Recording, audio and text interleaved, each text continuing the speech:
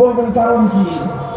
আমি বলি, লক্ষ্য করে দেখেন, আওয়ামী লীগের নেতা কর্মীদেরকে ঠান্ডা মাথায় চিন্তা করার জন্য বলবো, দেখেন যেই নেত্রী এখন ভারতে পালিয়ে গিয়ে আরেক দেশের কোলে বসে অন্য আরেকটি রাষ্ট্রের আশ্রয় থেকে বাংলাদেশের অভ্যন্তরে উস্কানি দিয়ে আবারও আপনাদেরকে বিপদে ফেললো এই বিগত 5ই ফেব্রুয়ারি। এই 32 নম্বর সহ গোটা বাংলাদেশে নতুন করে আবার যে মানুষের মধ্যে উত্তেজনা তৈরি হলো এবং সেই উত্তেজনার প্রেক্ষিতে আবার কিছু মানুষের কিছু ক্ষয়ক্ষতি হলো, এর জন্য সত্তা দায় শেখ হাসিনাকে বহন করতে হয়। আপনারা লক্ষ্য করে দেখেন, বাংলাদেশে অনেক শাসক জনগণের আন্দোলনের মুখে তিনি ক্ষমতা থেকে পদত্যাগ করতে বাধ্য হয়েছেন। 1990 সালে জেনারেল হোসেন মোহাম্মদ এরশাদ সাহেব তিনি ক্ষমতাচ্যুত হয়েছেন। ক্ষমতাচ্যুত হয়ে অন্ধকার কারাগারে নিক্ষিপ্ত হয়েছেন। বছরের পর বছর কারাগারের অন্তরে দিন যাপন করেছেন। তিনি জুলুম সহ্য করেছেন, তিনি নানাভাবে কষ্ট স্বীকার করেছেন, কিন্তু দলের কর্মীদেরকে অসহায় অবস্থায় রেখে দেশ ছেড়ে পালিয়ে যান না। 1996 সালে এবং 2006 সালে ক্ষমতাচ্যুত হয়েছেন বেগম খালেদা জিয়া। ক্ষমতা ছেড়ে তিনি তার দলকে ছেড়ে তার নেতা কর্মীদেরকে রেখে অচিদিবর বৃদ্ধ বয়সে অন্য কোথাও যাননি। অচিদিবর এই বার্ধক্যের সময়ে হাসি মুখে কারাবরণ করেছেন। বছরের পর বছর কারাগারের অন্তরে থেকে জীবন মৃত্যু সন্ধিক্ষণে থেকেছেন, কিন্তু দেশ এবং জনগণ দল এবং নেতা কর্মীদেরকে হুমকির মুখে ছেড়ে তিনি পালিয়ে যান না। এবার আওয়ামী লীগের নেতা কর্মীর কাছে প্রশ্ন, আপনার নেত্রী কামটা করলো কি?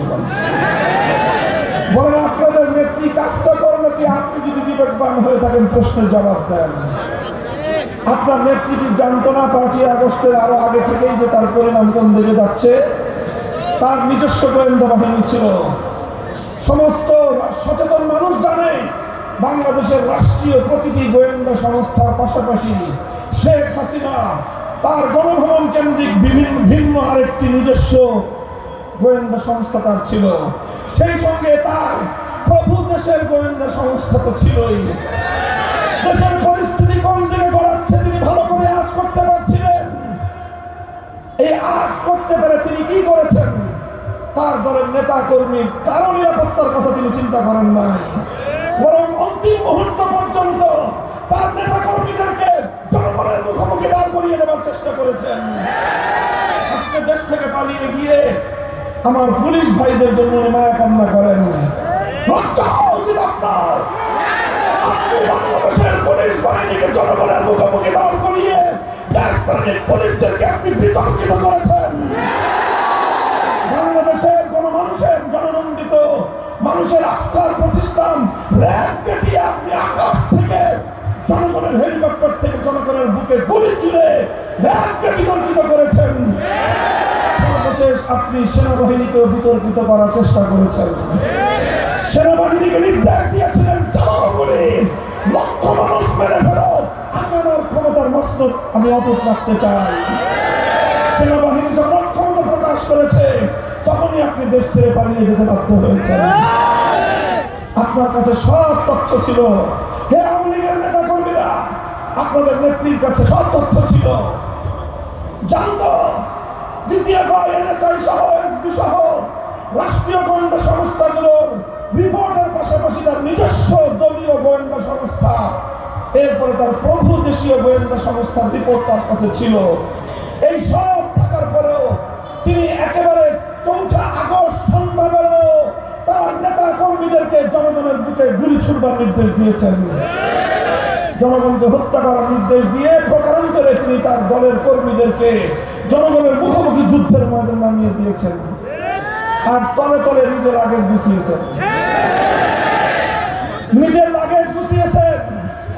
এর আগে একমাত্র ছেলে জয়কে পার করেছেন, পুতুলকে আরেক দেশে সেটেল করেছেন, নিজের ভাগনা ভাগ্নি যা ছিল সবকে 3 দেশে সেটেল করেছেন। নিজের একটা বোন ছিল, সেই রেহানাকে দোবল দাবা করে যা কিছু চুরি চামারি করে আগে তো পাচার করেছেন, অবশিষ্ট যা ছিল 14টা লাগেজের মধ্যে বোঝাই করে হেলিকপ্টার নিয়ে তিনি চম্পট দিয়েছেন।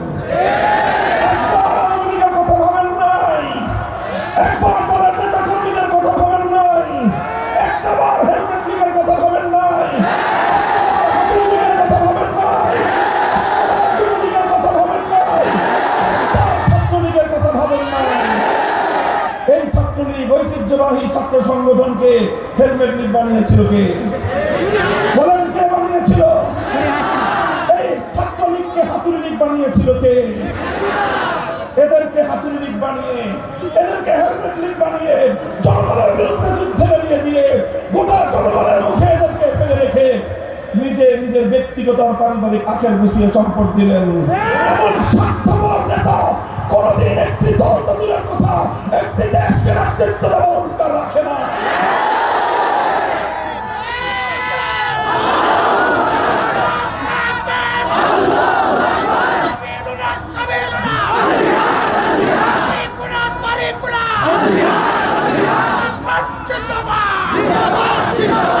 সংগ্রামী সাথী ও বন্ধুগণ, এজন্যই আমি বলেছিলাম আসলে তিনি যেটা করেছেন সেটা হলো এই, তিনি জানতেন ৭৫ সালে তার বাবা শেখ মুজিবুর রহমানের হত্যাকাণ্ডের সঙ্গে গোটা আওয়ামী লীগ জড়িত ছিল। এই দল তার বাবাকে হত্যা করেছে, এই জন্য তিনি ধীরে ধীরে তার দলকে এমন একটা পর্যায়ে এনেছেন যেন আগামী দিনে আর কোনোদিন কেউ আওয়ামী লীগের নাম মুখে উচ্চারণ না করে। এরপরে আওয়ামী লীগের মধ্যে যদি কোনো বিবেকবান মানুষ থেকে থাকেন, আমাদের উদাত্ত আহ্বান থাকবে, আপনারা যদি রাজনীতি করতে চান, আপনারা এই পরিবারকে যারা দুবার আপনাদেরকে ধ্বংসের মুখে ঠেলে দিয়েছেন, এই বিতর্কিত কাপুরুষ ভীরু নেতৃত্বের পিছনে আর কোনোদিন রাজনীতি করতে চান না। রাজনীতি করতে চাইলে দলটার নামও বদলায় দেবে। এরপরে তওবা করে বিগত বাকশালী আমলে যত হত্যাকাণ্ড ঘটিয়েছেন, বিগত ফ্যাসিবাদী সরকারের সময়ে যত মানুষকে খুন করেছেন, সেই মানুষের কাছে ক্ষমা চেয়ে বাংলাদেশের রাজনীতিতে আবার পুনর্বাসিত হওয়ার চেষ্টা করবেন। সংগ্রামী সাথী ও বন্ধুগণ, স্পষ্ট ভাষায় বলতে চাই, এইভাবে মূলত আরেকটি ভিন দেশের অঙ্গরাজ্যে পরিণত করবার চেষ্টা করেছিলেন তিনি বাংলাদেশকে। এইভাবে দেশের মধ্যে বিভাজন তৈরি করে দেশের মানুষকে বিভক্ত করেছেন। সেই মানুষই তার বিরুদ্ধে মতামত দিত, যে তার বিরুদ্ধে বক্তব্য দিত, কখনো তাকে রাজাকার স্বাধীনতা বিরোধী, কখনো উগ্রবাদী জঙ্গিবাদী বলে গোটা তার বিরোধী শক্তিকে তিনি ত্যাগ করার দেওয়ার জন্য ত্যাগ দিয়ে তাদেরকে মারাত্মকভাবে ভিন্ন অভিধায় আখ্যায়িত করবার এক রাজনীতি তিনি করতে গেলেন। সংগ্রামী সাথী ও বন্ধুগণ, সর্বশেষ দেখেছে দেশের মানুষ, আমার দেশপ্রেমিক ছাত্র জনতা, 4 কোটি ছাত্র জনতা যখন কোটা সংস্কার এবং কোটা বাতিলের ন্যায্য দাবি নিয়ে তারা রাজপথে নামলো, তারা কোটা সংস্কারের ন্যায্য দাবি উত্থাপন করলো, সেই দাবির প্রতি তিনি কিভাবে বৃদ্ধাঙ্গুলি প্রদর্শন করে গোটা বাংলাদেশের 4 কোটি ছাত্র জনতাকে তিনি তার প্রতিপক্ষ হিসেবে সাব্যস্ত করে ন্যায্য অধিকারের দাবি করবার অপরাধে তাদের সকলকে নিকৃষ্ট অভিধায় রাজাকারের বাচ্চা বলে গালি দিলেন। এটা ছিল শেখ হাসিনার সর্বশেষ ত্যাগের রাজনীতির শিকার। তখন বাংলার 4 কোটি ছাত্র জনতা বলল, যদি ন্যায্য অধিকার চাইলে রাজাকার হতে হয়, যদি দেশের জনগণের পক্ষে কথা বললে যদি রাজাকার হতে হয়, বৈষম্যের বিরুদ্ধে কথা বললে যদি রাজাকার হতে হয়, একসঙ্গে রাতের গভীরে বাংলার প্রতিটি শিক্ষাঙ্গন থেকে আওয়াজ উচ্চারিত হলো, আমি কে তুমি কে। সেদিনই শেখ হাসিনার বিভাজনের রাজনীতি আমার ছাত্র জনতার কাছে পরাস্ত হয়েছে। সংগ্রামী সাথী ও বন্ধুগণ, জুলাই এবং আগস্টের যে বিপ্লব হয়েছে, এই বিপ্লবকে ভালো করে বুঝতে হবে, এই বিপ্লবকে অনুসরণ করতে হবে।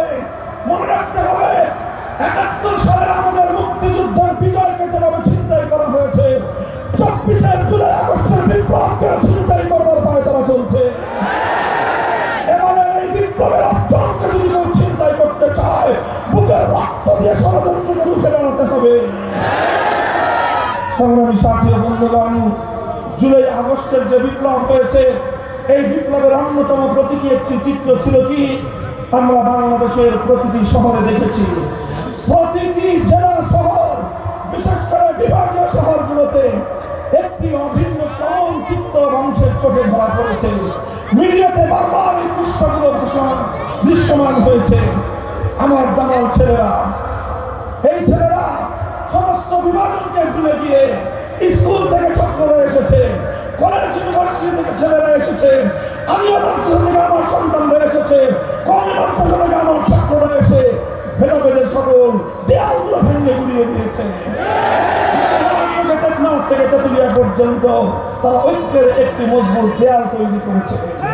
তারা রাজপথে স্লোগান তুলেছে বৈষম্যের বিরুদ্ধে, অন্যায়ের বিরুদ্ধে, ফাঁসিবাদের বিরুদ্ধে, স্বৈরতন্ত্রের বিরুদ্ধে যতবার তারা স্লোগান তুলেছে। এই আওয়াজকে স্তব্ধ করে দেওয়ার জন্য ছাত্রলীগ, যুবলীগ এবং তার পেটোয়া সন্ত্রাসী লীগের পক্ষ থেকে বুলেটের আঘাতে আমার সন্তানদের বুকগুলো ছাত্র করা হয়েছে।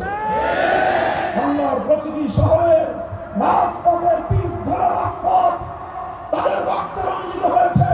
কখনো আবু সাইদের রক্তে রংপুরের মাটি, কখনো বীর মুগ্ধের রক্তে ঢাকার রাজপথ রঞ্জিত হয়েছে। যে রাজপথ আমার সন্তানদের শহীদ রক্তে রঞ্জিত হয়েছে, যখনই নামাজের সময় হয়েছে আমার দামাল সন্তানেরা সেই রাজপথে দাঁড়িয়ে আল্লাহু আকবার, আল্লাহু আকবার আজানের ধ্বনিতে বাংলার আকাশ বাতাস মুখরিত করেছে। এরপরে তারা একজন ইমামকে, বাকিরা রাজপথে সারিবদ্ধভাবে দাঁড়িয়ে তারা জামাতের সাথে নামাজ আদায় করে যেখানে তাদের শাহাদাতের রক্ত ধরেছে সেই পথকে, সেই পিঠ ধরা রাজপথকে যায় নামাজ বানিয়ে আল্লাহর দরবারে সিজদায় লুটিয়ে পড়েছে। জুলাই এবং আগস্টের বিপ্লবের এর চেয়ে বড় কোনো প্রতীকী চিত্র নাই, এর চেয়ে বড় কোনো প্রতীকী চিত্র নাই। সর্বশেষ আগস্ট বিপ্লবের প্রতীকী চিত্র দেখা গিয়েছে 2024 সালের 5ই আগস্ট। বাংলার মানুষ যখন সেই মহা সুসংবাদ পেল, বেলা 2টার দিকে শেখ হাসিনা পালিয়েছে। কথা বলেন ঠিক না বেঠিক? 1 ঘন্টার মধ্যে টেকনাফ থেকে তেতুলিয়া একটা দৃশ্যই মঞ্চায়িত হয়েছে। কোন নেতার ঘোষণা লাগে নাই, কোন আলেমের আহ্বান প্রয়োজন হয় নাই। কোন বাংলার তাওহীদি জনতা, বিপ্লবী জনতা টেকনাফ থেকে তেতুলিয়া ভাস্কর্য নামক যতগুলো মূর্তি বাংলার মুসলমানদের জনপদে ছিল ভেঙে গুড়িয়ে দিয়েছে। তারা মুসলমানদের জনপদ থেকে ভাস্কর্য নামক মূর্তিগুলো ভেঙে গুড়িয়েছে, কিন্তু কোন হিন্দুদের মন্দিরে তাদের উপাসনালয়ে রক্ষিত মূর্তির গায়ে ফুলের টোকাও দেয়নি। যুগপৎ দুটি এই চিত্র বাংলাদেশের মানুষকে মনে রাখতে হবে। আগস্টের বিপ্লব ছিল অসাম্প্রদায়িক বিপ্লব, আগস্টের বিপ্লব ছিল সকল ধর্ম বর্ণের সকল মানুষের সম্মিলিত বিপ্লব। আর দ্বিতীয় প্রতীকী চিত্র ছিল হিন্দুদের মন্দিরে আঘাত করে নাই, তাদের প্রতিমা, তাদের মূর্তি ভাঙে নাই, মুসলমানদের জনপদে কোনো মূর্তি আস্ত রাখে না। 5 তলার সমান বিশাল দেবতা দাঁড় করিয়ে রেখেছিল, ওই দেবতার গলায় রশি বেঁধে রাজপথে ভূপাতিত করা হয়েছে। সেই দেবতার মাথায় উঠে বাংলার তাওহীদি জনতা পেশাব করে চরম লাঞ্ছনাকর তাদেরকে উপহার পেশ করা হয়েছে।